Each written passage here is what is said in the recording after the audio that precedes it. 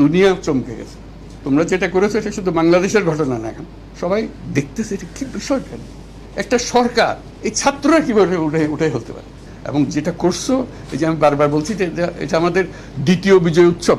এই বিজয় উৎসবটা যেন আমরা আমাদের হাত থেকে ফসকে না যায়, এবং তোমাদের যে ক্ষমতা সেটা হলো অসম্ভবকে সম্ভব করার ক্ষমতা। তোমাদের সামনে কোনো জিনিস সম্ভব নয়।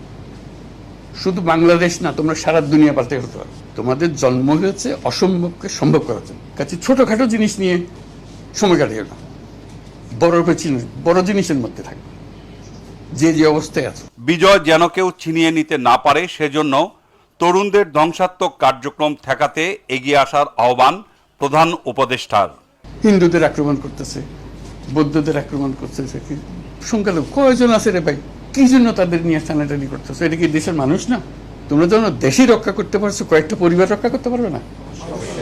কথা হলো, কষ্ট লাগে। সেও তোমাদের সঙ্গে ছিল, তার ছেলে তোমার সঙ্গে ছিল, কিন্তু বাড়ি গিয়ে দেখে যে তার লুটপাটওয়ালারা করতেছে এগুলো। কোনো যে ইচ্ছা করে আর হলেও অন্যের মদতে যারা ইন্ধন যোগাইতেছে, একটা গোলমাল লাগাই দেওয়া।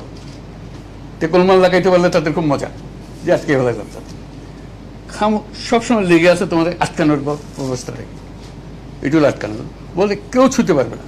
আমরা আছি, এই যত হিন্দু পরিবার, এই খ্রিস্টান পরিবার যত আছে, বলছে কেউ তার গায়ে আসতে পারবে না। এটা আমার ভাই, আমরা একসঙ্গে যুদ্ধ করছি, একসঙ্গে থাকবো। এটা পুরা বাংলাদেশ একটা পরিবার আমাদের।